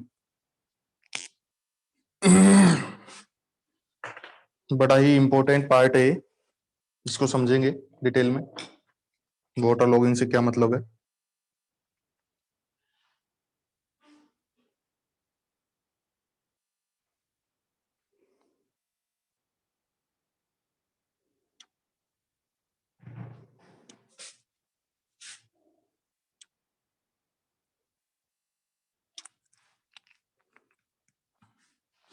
एक सेकंड रुकें।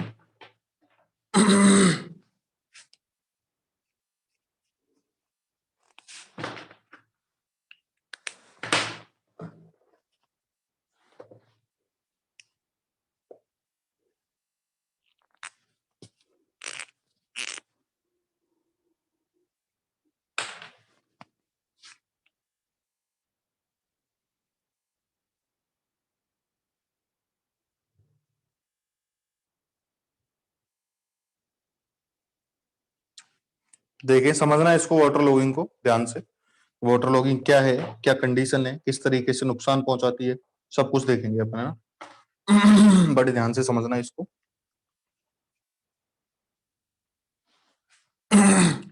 सॉरी, देखें वाटर लॉगिंग क्या है, इसके क्या नुकसान है, सब कुछ समझेंगे बड़े ध्यान से। इधर ध्यान दे सारे। देखो, मैं एक अर्थ सरफेस लेता हूं कि ये मेरे पास क्या है, एक अर्थ सरफेस है। अर्थ सरफेस का मतलब कि ये ग्राउंड सरफेस है, इस तरीके से, ठीक है।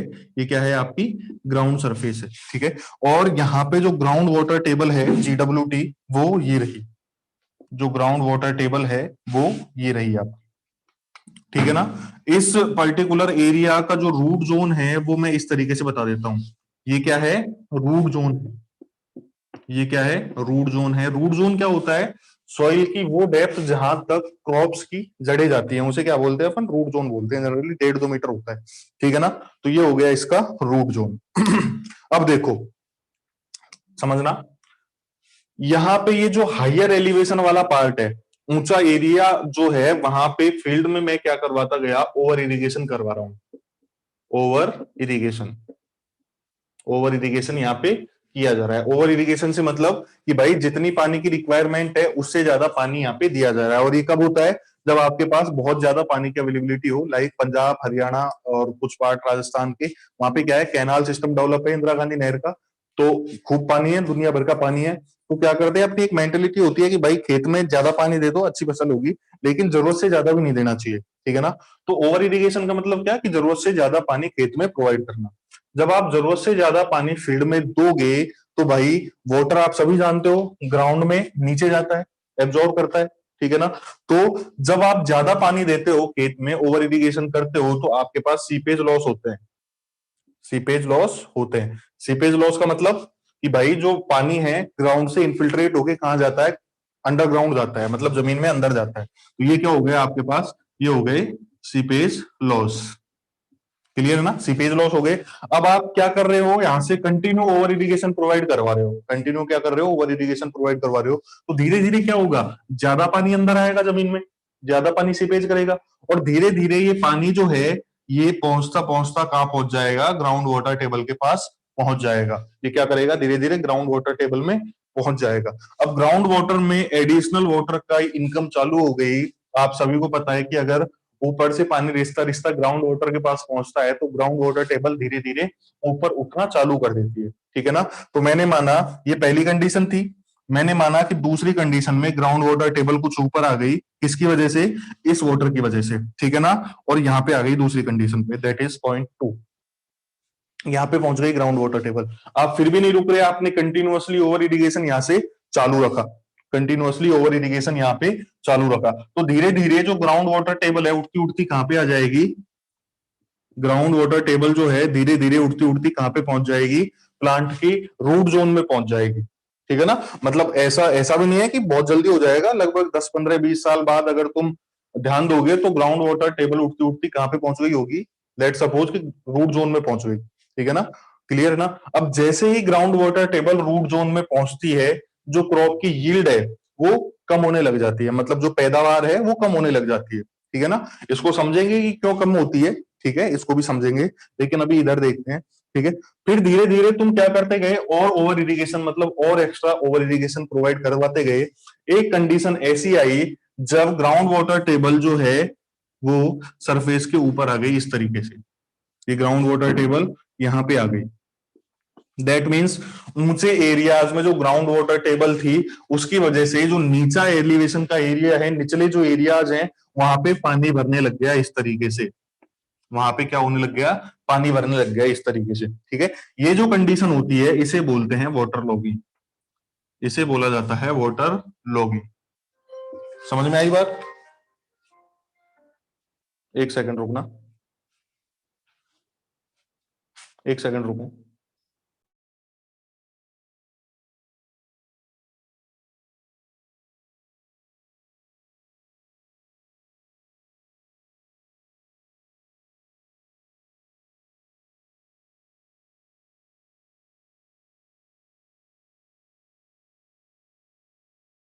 एक सेकंड रुको, मैं अभी आया, बस 1 मिनट में, है ना।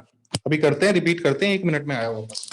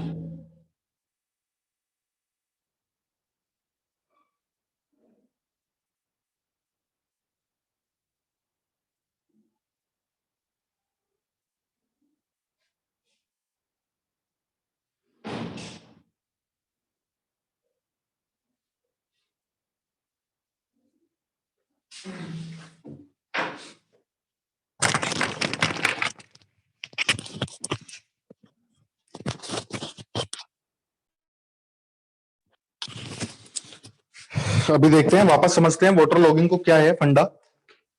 देखो, ये जो आपको एक करूसी लाइन दिख रही है, ये मैंने माना कि ग्राउंड सरफेस है, ये क्या है आपकी ग्राउंड सरफेस है, ठीक है ना। और इसके बहुत ज्यादा डेप्थ पे ग्राउंड वाटर टेबल प्रेजेंट है, ठीक है ना। हुआ क्या कि जो हायर एलिवेशन वाले एरियाज हैं वहां पे आप ओवर इरिगेशन कर रहे हो, ओवर इरिगेशन कर रहे हो। ओवर इरिगेशन करते हैं तो क्या होता है, लॉस होता है बहुत ज्यादा पानी का, और कई सारा वाटर, मतलब आप ये बोल सकते हो कि जो हमने वाटर प्रोवाइड करवाया उसका बहुत सारा पार्ट नीचे इन्फिल्ट्रेट कर जाता है ग्राउंड में, इस तरीके से ये सीपेज हो रहा है, ठीक है ना। जब आप बहुत ज्यादा पानी कंटिन्यूअसली प्रोवाइड करवाओगे तो ये जो इन्फिल्ट्रेट हुआ था पानी, ये धीरे धीरे कहां पहुंच जाएगा, ग्राउंड वाटर टेबल के पास पहुंच जाएगा, ठीक है ना। और जब ग्राउंड वाटर टेबल के पास पानी पहुंचता है इन्फिल्ट्रेट होता हुआ धीरे धीरे, ठीक है ना, तो ग्राउंड वाटर टेबल क्या है, ऊंची आने लगती है, ऊपर उठने लगती है, ठीक है ना। तो आप क्या करते गए, लगातार 10 15 साल तक ग्राउंड वाटर ओवर इरिगेशन करते गए, तो ग्राउंड वाटर टेबल धीरे धीरे ऊपर आने लग गई, ठीक है।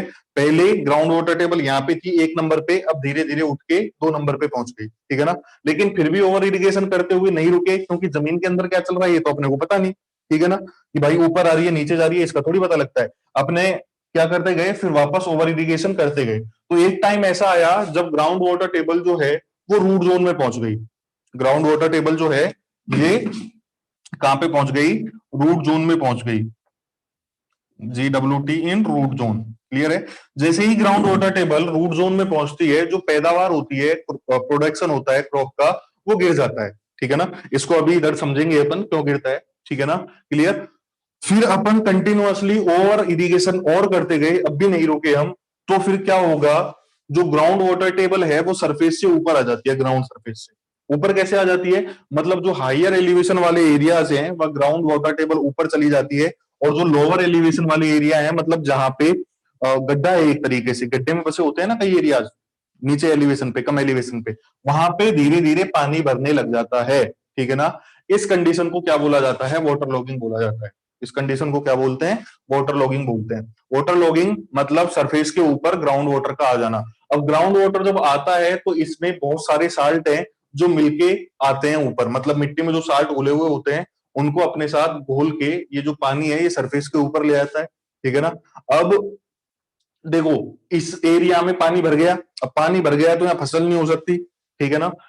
जो भी यहाँ पे मकान वगैरह बने हुए हैं सब क्या हो जाएंगे? खराब हो जाएंगे, क्योंकि सरफेस के ऊपर ही पानी आ गया, एक परमानेंट पानी भरने वाली कंडीशन हो गई। तो ये जो एरिया है पूरा की पूरा बर्बाद हो जाता है। ठीक है ना? तो पंजाब है, ठीक है ना, कुछ पार्ट हरियाणा का है, कुछ पार्ट राजस्थान का है, ठीक है ना, एक दो जिले, इनमें वाटर लॉगिंग की समस्या बहुत ज्यादा है। बहुत सारा एरिया है जो बर्बाद हो चुका है वाटर लॉगिंग की वजह से। ठीक है ना? क्लियर? जनरली इसे हिंदी में या अपने लोकल लैंग्वेज में सेम की समस्या बोलते हैं, सेम। क्लियर है ना? तो इसे बोलते हैं वाटर लॉगिंग। समझ में आ गई? अब इसे बोला जाता है वाटर लॉगिंग। समझ में आ गई? बताएं।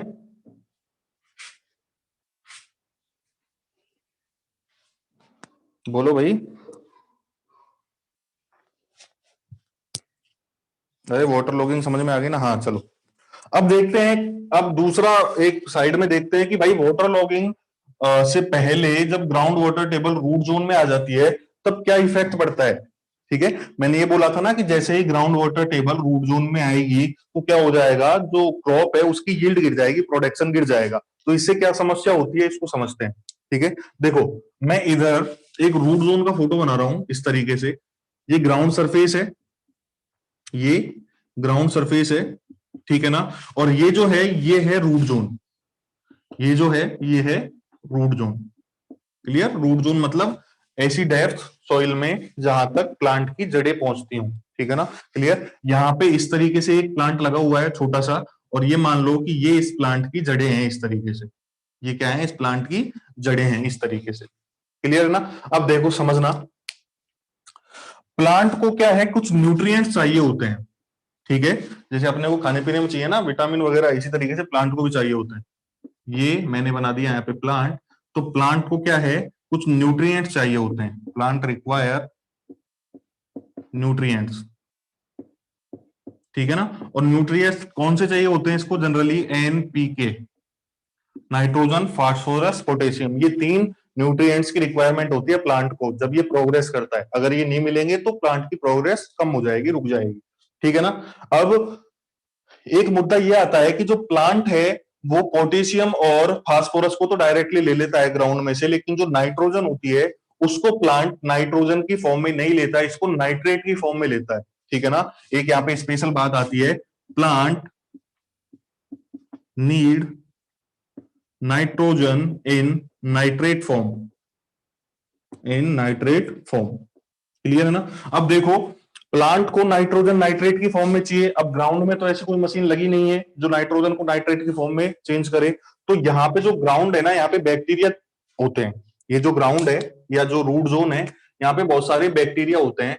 और ये बैक्टीरिया क्या करते हैं, ये जो बैक्टीरिया हैं ये क्या करते हैं, नाइट्रोजन गैस लेते हैं, कहां से? एटमॉस्फेयर से, और उसको नाइट्रेट में कन्वर्ट कर देते हैं। ठीक है? तो ये जो बैक्टीरिया हैं ये क्या करते हैं, convert nitrogen gas into nitrate. ठीक है ना? तो यहां पे क्या हुआ, नाइट्रोजन गैस इन्होंने गेन करी और उसको नाइट्रेट में कन्वर्ट कर दिया। ठीक है ना? तो अब दोनों को काम हो गया, बैक्टीरिया का भी काम चल गया और प्लांट को नाइट्रोजन जो है वो नाइट्रेट के फॉर्म में भी मिल गई। ठीक है ना? अब आप सभी समझदार हो भाई, नाइट्रोजन गैस जो है एनवायरमेंट की, वो किस तरीके से आ सकती है? तो रूट जोन में भाई आपको पता है कि सॉइल के पार्टिकल्स इस तरीके से होते हैं, ठीक है। सॉइल के पार्टिकल्स के बीच में कुछ खाली स्थान जगह होती है, खाली जगह होती है, जिसे अपन क्या बोलते हैं, पोर्स बोलते हैं, ठीक है, जिन्हें क्या बोला जाता है, पोर्स बोला जाता है, ठीक है। अब इन पोर्स में कई पोर्स में तो हवा होती है, एयर होती है, और कई पोर्स में वाटर होता है, ठीक है ना। कई पोर्स में क्या होती है, एयर प्रेजेंट होती है, कई पोर्स में वाटर प्रेजेंट होता है। तो हमें कंडीशन ऐसी ही चाहिए होती है जब पोर्स आधे तो भरे हुए हो एयर के, मतलब लगभग 50% पोर्स में एयर हो और लगभग 50% पोर्स में वाटर हो, जिससे क्या होता है, दोनों रिक्वायरमेंट प्लांट की पूरी होती रहती है, ठीक है ना। दोनों रिक्वायरमेंट प्लांट की पूरी होती रहती है, मतलब इसको एयर भी मिलती रहती है और इसको वाटर भी मिलता रहता है। इसीलिए मैंने जब स्टार्ट किया था तो आपको दो चीज बताई थी कि प्लांट को एयर भी चाहिए होती है और वाटर भी चाहिए होता है। अब आपको समझ में आ गया होगा कि एयर क्यों चाहिए होती है प्लांट को, ठीक है ना। अब आपको दिमाग में आ गया होगा कि भाई हवा क्यों चाहिए होती है प्लांट को रूट जोन में, तो इसलिए चाहिए होती है नाइट्रेट में कन्वर्ट करने के लिए, ठीक है। अब हुआ क्या भाई, पहले तो कुछ पोर्स में हवा भरी हुई थी, नाइट्रोजन गैस आ रही थी, उसको बैक्टीरिया नाइट्रेट में कन्वर्ट कर रहे थे, तो पहले तो ये प्रोसीजर चल रहा था आसानी से, कोई दिक्कत नहीं है। अब हुआ क्या कि जो वाटर टेबल है वो रूट जोन में पहुंच गई, वाटर टेबल जो है वो रूट जोन में पहुंच गई। अब रूट जोन में जैसे ही वाटर टेबल पहुंची, दैट मीन्स जो सॉइल के पोर्स थे, जो सॉइल के पोर्स थे रूट जोन में, उनमें से हवा तो निकल गई, एयर तो निकल गई, और उनकी जगह क्या आ गया, वाटर आ गया, ठीक है ना। जैसे ही सॉइल को आप सबमर्ज करते हो, सॉइल में वाटर प्रोवाइड करते हो, तो होता क्या है, जो एयर होती है सॉइल के पोर्स के बीच में वो निकल जाती है और उसकी जगह क्या आ गया, पानी आ गया, ठीक है। तो जैसे ही वाटर टेबल ऊपर पहुंची, जैसे ही वाटर टेबल ऊपर पहुंची, उससे क्या हुआ कि जो पोर्स के बीच में एयर प्रेजेंट थी वो तो बाहर निकल गई और इसके बीच में क्या आ गया, वाटर आ गया, ठीक है ना। दैट मीन्स यहाँ पे जो बैक्टीरिया प्रेजेंट था उसको नाइट्रोजन गैस या ऑक्सीजन गैस जो उसको चाहिए थी वो मिलना बंद हो गई, ठीक है ना। जैसे ही यहाँ पे वाटर आया पोर्स के बीच में, बैक्टीरिया को जो रिक्वायर्ड गैस थी, जैसे ऑक्सीजन मान लो जीने करने के लिए उसको, और नाइट्रोजन गैस थी, वो मिलना बंद हो गई, तो बैक्टीरिया मर गए, मर ही जाएंगे जब उसको ऑक्सीजन नहीं मिलेगी तो, ठीक है। दैट मीन्स नाइट्रोजन गैस का नाइट्रेट में कन्वर्जन बंद हो गया, जैसे ही बैक्टीरिया मरे तो नाइट्रोजन गैस को नाइट्रेट में कन्वर्ट करना बंद हो गया। अब प्लांट को नाइट्रेट मिलना बंद हो गया, जैसे ही बैक्टीरिया मरे प्लांट को नाइट्रेट मिलना बंद हो गया। प्लांट को नाइट्रेट मिलना बंद मतलब उसके जो न्यूट्रिएंट्स थे वो मिलना बंद हो गए। तो अगर प्लांट को न्यूट्रिएंट्स नहीं मिलेंगे तो प्लांट्स की जो ग्रोइंग है वो रुक जाएगी, कम हो जाएगी, ठीक है ना। तो ये फंडा होता है, क्लियर है ना। तो पहले इन फिगर को बनाओ, बताओ इसमें कोई समस्या है, बताइए। ये वाला पार्ट अपने काम का नहीं है, सिलेबस में नहीं है, मैंने आपको जनरल समझाया है, ठीक है ना। ये आगे एक पॉइंट में काम आएगा, ये ऐसा नहीं है कि आपको रट्टा मारना है या कुछ करना है, बस समझना है इस चीज को, ठीक है ना। क्लियर, वाटर लॉगिंग ये है अपने अंदर, ये वाली चीज बस आपको समझाने के लिए बताइए। तो समझ में आ गई कोई समस्या?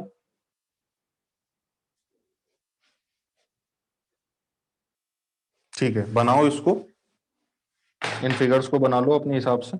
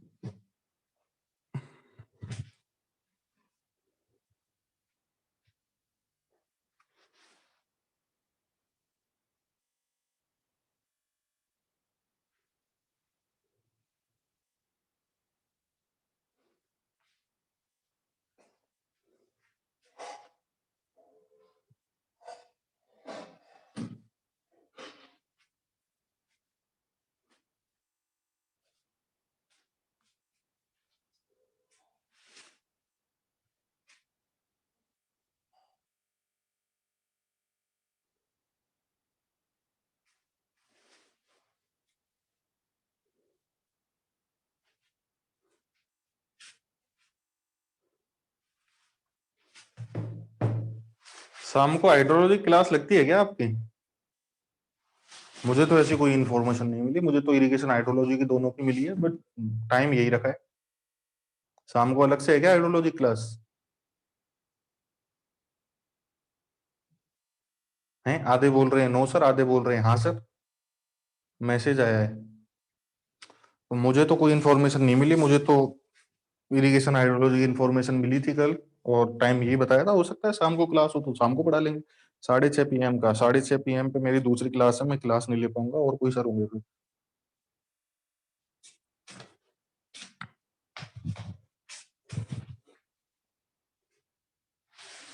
तो ये बात समझ में आ गई। अब ये लिंक तो मैं कैसे खोल के देखूं यार लिंक तो आप लोग खोल के देख लेना, ठीक है। चलो कोई नहीं, जो होगा देखा जाएगा, उसमें क्या प्रॉब्लम करते हो, हो जाएगा। तो तुम्हारी सुबह से शाम तक क्लास चल रही है क्या, 7 से रात में 7-8 बजे तक? बड़ा भारी काम है। ओहो, 4 क्लास हैं, तो इसके बाद सर्वे लगेगा, है ना? हम्म। चलो कोई बात नहीं, बन गई ये चीज बन चुकी है क्या? हाँ, अब क्या ही करें बताओ। तुम्हारी कॉलेज ही बावड़ है, इन्होंने लास्ट टाइम पे लगवाए हैं।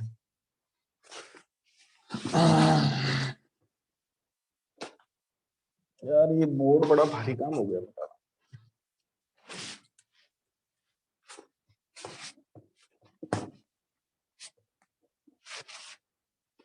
तो एक डिसएडवांटेज हम पढ़ चुके हैं, और वो क्या है, वाटर लॉगिंग है, ठीक है ना। इसके बारे में थोड़ी सी थ्योरी लिख लेते हैं।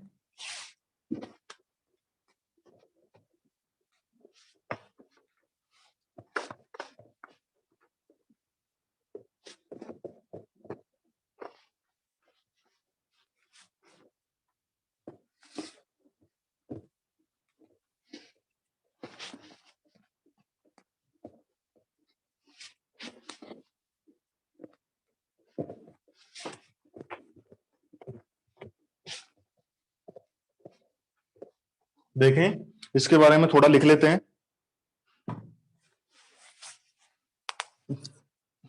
चलो देखते हैं।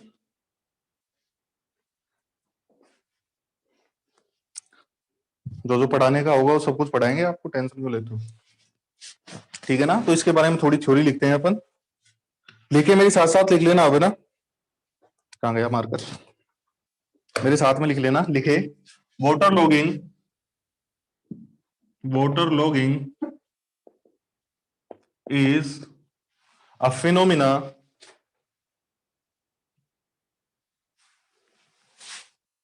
या इस लाइन को हटाएं, इस लाइन को हटा दो, दूसरी लाइन लिखो, इसको हटा दो, इसकी कोई जरूरत नहीं है, बाद में आ जाएगा।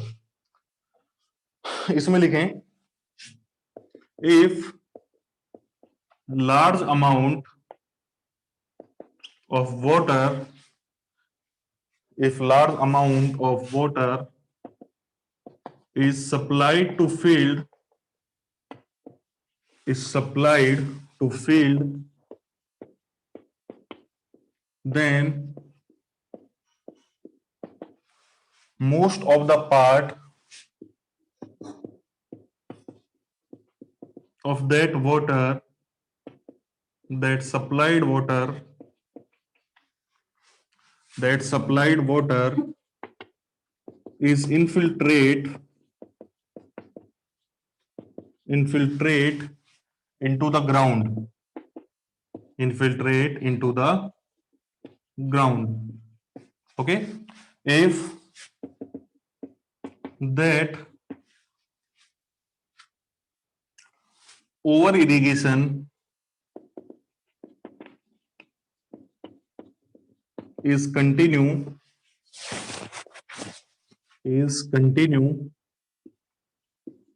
for several years, for several times करो, for several time, then that infiltrate water, then that infiltrate water ultimately, that infiltrate water ultimately reach to the groundwater table, to the ground water table. Next line से लिखें, if over irrigation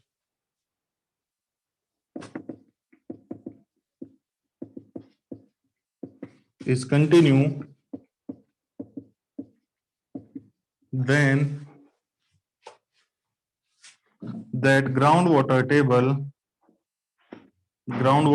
या GWT से लिख दी मैंने, then that GWT मतलब ground water table is rise up, then that GWT means groundwater table is rise up and at a particular time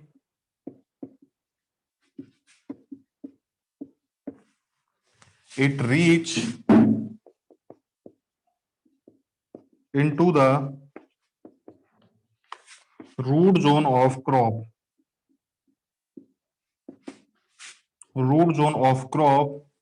and due to that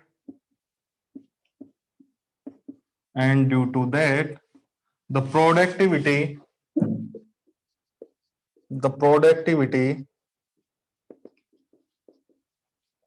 of the crop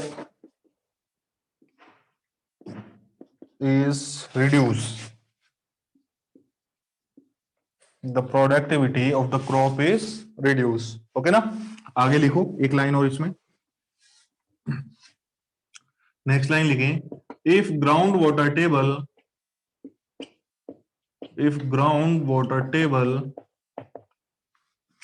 comes above the ground surface,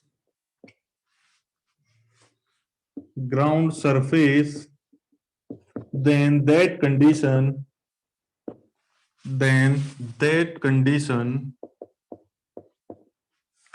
is known as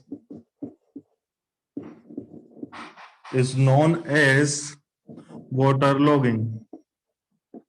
Then that condition is known as waterlogging. ठीक है ना, तो ये हो गई water logging की बात, clear. देखो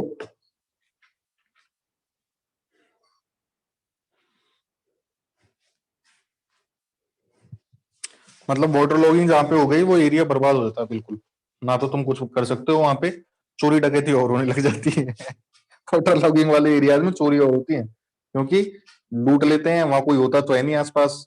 वाटर लॉगिंग वाले एरिया में रात में कोई जा रहा है तो उसको पकड़ के लूट लिया।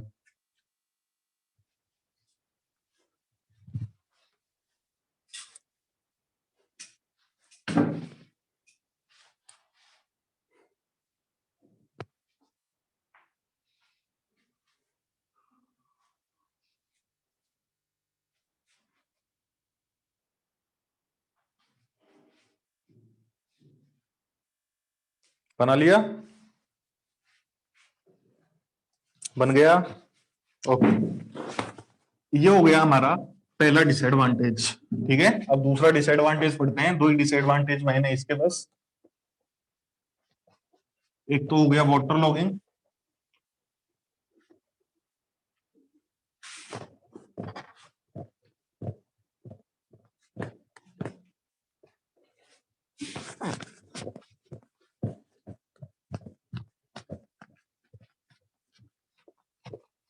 दूसरा है, दूसरा पॉइंट डालें आप, 1.5 घंटे की क्लास में तो काफी टाइम लग जाएगा। 1.5 घंटे की क्लास अगर लगती रही तो काफी टाइम हो जाएगा। अप्रोक्स इरिगेशन मानो तुम 25 घंटे की, 24-25 घंटे की इरिगेशन है ना, मतलब 35 घंटे के आसपास इरिगेशन हाइड्रोलॉजी चलती है दोनों मिला के, तो 1.5 घंटे क्लास में तो बहुत टाइम लगेगा। चलो देखते हैं जो भी होगा। नेक्स्ट पॉइंट डालो आप तो, सीपेज ऑफ नाइट्रेट,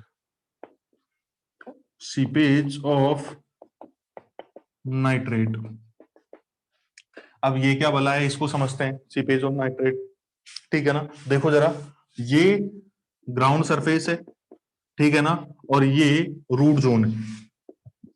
ये ग्राउंड सरफेस है और ये जो है ये रूट जोन है, और लेट सपोज ये इतनी डेप्थ पे ग्राउंड वाटर टेबल प्रेजेंट है, ठीक है। ये अपने पास कंडीशन है एक, क्लियर। अब देखो आप सभी जानते हो कि भाई रूट जोन में नाइट्रेट प्रेजेंट होता है, रूट जोन में क्या होता है, नाइट्रेट प्रेजेंट होता है, समझते हो ना, रूट जोन में नाइट्रेट प्रेजेंट होता है। अब अगर हम यहाँ पे ओवर इरिगेशन प्रोवाइड करवाएंगे, अगर हम क्या करेंगे यहाँ पे ओवर इरिगेशन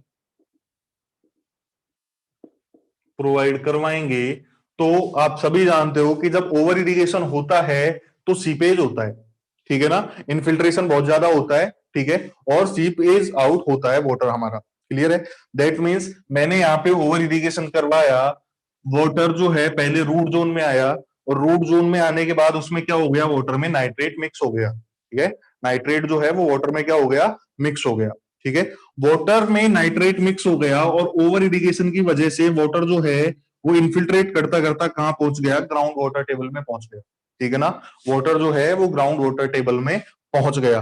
दैट मीन्स जो नाइट्रेट था जो पहले रूट जोन में था वो पानी के साथ घुल के कहां पहुंच गया, ग्राउंड वाटर में भी पहुंच गया, मतलब जो ग्राउंड वाटर है उसमें भी अब नाइट्रेट पहुंच चुका है, क्लियर है ना, ग्राउंड वाटर में भी नाइट्रेट पहुंच चुका है। अगर इस ग्राउंड वाटर को आप समर्सिबल पंप लगा के या कुआं खोद के डोमेस्टिक सप्लाई में लेते हो, अगर इस ग्राउंड वाटर को डोमेस्टिक सप्लाई में लिया जाएगा तो ये हमारे लिए हानिकारक होगा, ठीक है ना, क्योंकि नाइट्रेट जो है ये अच्छा नहीं है अपने शरीर के लिए, ठीक है ना। कोई मुझे बता सकता है एनवायरमेंट पढ़ ली हो तो परमिसिबल लिमिट क्या होती है नाइट्रेट की, ह्यूमन के लिए या डोमेस्टिक वाटर में जो परमिसिबल लिमिट होती है नाइट्रेट की, वो कोई बता सकता है? 45 ppm होती है, ठीक है ना, परमिसिबल लिमिट ऑफ नाइट्रेट ये होती है 45 ppm। मतलब अगर इससे ज्यादा नाइट्रेट हमारी बॉडी में गया तो पंगा हो जाएगा, ठीक है ना। तो नाइट्रेट जो है वो एक अच्छी चीज तो है नहीं, अगर ओवर इरिगेशन की वजह से जो इनफिल्ट्रेट वाटर है उसमें घुल के नाइट्रेट ग्राउंड वाटर में जाता है और उस नाइट्रेट मिक्स वाटर को हम डोमेस्टिक सप्लाई के लिए यूज करते हैं, तो ये बहुत सारी बीमारियों को जन्म दे सकता है, ठीक है ना, क्योंकि नाइट्रेट की जो परमिसिबल लिमिट है वो 45 ppm ही है। लेकिन इसका सबसे ज्यादा नुकसान होता है जो बच्चे होते हैं ना, नवजात, तत्काल में पैदा हुए बच्चे, ठीक है ना, नवजात बच्चे जो होते हैं उनकी जो बॉडी होती है, इन्फेंट बेबीज जो होते हैं उनकी जो बॉडी होती है, बेबी इस तरीके से है ना, इन्फेंट बेबीज जो होते हैं उनकी जो बॉडी होती है वो क्या करती है, इस नाइट्रेट को नाइट्राइट में कन्वर्ट कर देती है, कन्वर्ट नाइट्रेट इनटू नाइट्राइट। क्या किया, जो बच्चा था उसकी बॉडी ने क्या किया, इस नाइट्रेट को नाइट्राइट में कन्वर्ट कर दिया, और नाइट्राइट जो है एक टॉक्सिक सब्सटेंस है, मतलब बिल्कुल अगर बॉडी में चला गया नाइट्राइट तो दिक्कत करेगा, ठीक है ना। ये नाइट्राइट क्या करता है, हीमोग्लोबिन जो होता है ब्लड का उसको खत्म कर देता है, मतलब जो हमारा ब्लड है उसकी ऑक्सीजन कैरिंग कैपेसिटी खत्म हो जाती है, मतलब शरीर में ब्लड के साथ ऑक्सीजन जाना बंद हो जाती है, ठीक है ना। अगर ऑक्सीजन नहीं जाएगी बच्चे के शरीर में तो वो क्या पड़ जाता है, नीला पड़ जाता है, ठीक है ना, उसका जो कलर है कार्बन डाइऑक्साइड की वजह से नीला नीला हो जाता है, ठीक है ना, और 1-2 मिनट में बच्चा मर जाता है। इस बीमारी को बोलते हैं blue baby syndrome, very good, ठीक है ना, इस बीमारी को बोला जाता है ब्लू बेबी सिंड्रोम, क्लियर है ना। तो इसमें लिखें it decrease the oxygen carrying capacity of blood, and इस बीमारी को क्या बोलते हैं अपन, ब्लू बेबी सिंड्रोम। इस बीमारी को क्या बोला जाता है, इसे बोलते हैं ब्लू बेबी सिंड्रोम। इसका एक अजीब सा नाम और है, मैं लिख देता हूं क्योंकि प्रोनाउंसिएशन उसका अजीब सा है, ठीक है, ब्लू बेबी सिंड्रोम का एक और नाम है, मैं लिखता हूं यहाँ पे।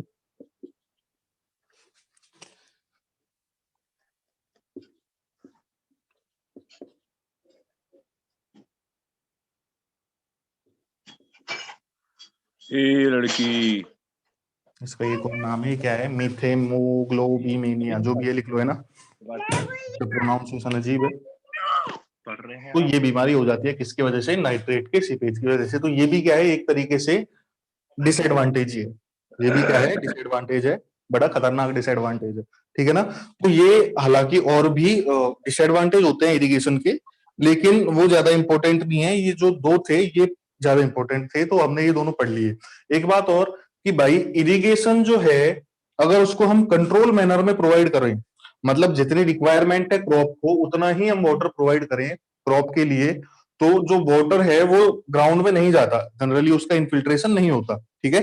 और होता भी है तो एटलीस्ट ग्राउंड वाटर टेबल तक तो नहीं पहुंच पाता, ठीक है। ग्राउंड वाटर टेबल तक वाटर कब पहुंचेगा, जब हम हद से ज्यादा इरिगेशन प्रोवाइड करवा रहे हैं, मतलब रिक्वायर्ड से ज्यादा इरिगेशन प्रोवाइड करवा रहे हैं क्रॉप को, तब ग्राउंड वाटर तक पहुंच जाता है इनफिल्ट्रेट वाटर। क्लियर है? दैट मीन्स इरिगेशन का कोई डिसएडवांटेज नहीं है, ये सारे के सारे जो डिसएडवांटेज हैं वो ओवर इरिगेशन के हैं। तो हमने सब में यही लिखा था ओवर इरिगेशन, कभी इरिगेशन नहीं लिखा, ठीक है ना। तो ये सारे ड्रॉबैक जो हैं वो ओवर इरिगेशन पे हैं, इरिगेशन का कोई ड्रॉबैक नहीं है अगर इरिगेशन हम तरीके से करते हैं तो, ठीक है ना। क्लियर? तो ये हो गए अपने डिसएडवांटेज खत्म। अब टाइम भी हो गया, कल अपन पढ़ेंगे मेथड, उसके बाद ड्यूटी डेटा चालू करेंगे। क्लियर है ना? तो करते ही क्यों है ओवर इरिगेशन? देखो मेंटेलिटी बनी पड़ी है एक आदमी की, ठीक है। बचपन में तुमने पेड़ लगाए होंगे, तब दोनों टाइम पानी नहीं दिया तुमने उसमें, तुमको क्या पता उस पेड़ को कितना पानी चाहिए, फिर भी बस लोग पानी दे देते हैं, इसमें हल्का सा सूख गया, ठीक है। खेत को भर दो, ज्यादा पानी लग जाएगा, फसल अच्छी होगी, ये मेंटेलिटी होती है इंसान की, ठीक है। और जहां पानी सस्ता मिल जाता है वहां बहुत ज्यादा ओवर इरिगेशन होता है, ठीक है ना। क्योंकि देखो ग्राउंड के अंदर क्या चल रहा है, ग्राउंड वाटर टेबल ऊपर आ रही है नीचे आ रही है, इसका तो हमें अंदाजा ही नहीं लगता, ठीक है। हमारी तो दिमाग में ये है कि चलने दो पानी दमादम, फसल अच्छी होगी, ठीक है ना। तो इसी वजह से ओवर इरिगेशन हो जाता है, क्योंकि वाटर की रिक्वायरमेंट होती है क्रॉप को, उससे ज्यादा अगर प्रोवाइड करवाओगे तो वो सीपेज ही करेगा अंदर, ठीक है ना। और तुम लगातार उसको हर 10-10 दिन में ओवर इरिगेशन करवाते जा रहे हो तो धीरे धीरे पानी पहुंच जाएगा ग्राउंड वाटर टेबल में, ठीक है ना। तो ये कारण होता है, जहां पानी बहुत ज्यादा है वहीं ये समस्या है वाटर लॉगिंग की। जैसे पंजाब के कई एरियाज में है, हरियाणा के कुछ पार्ट में है, राजस्थान का थोड़ा सा पार्ट उसमें है, क्योंकि वहां इंदिरा गांधी नहर की वजह से बहुत ज्यादा पानी है और दुनिया बहुत ज्यादा पानी प्रोवाइड करवाती है फसल में, ठीक है ना। तो वो कारण है। क्लियर? तो ये हो गए, कल हम और टॉपिक चालू करेंगे। तो थैंक यू।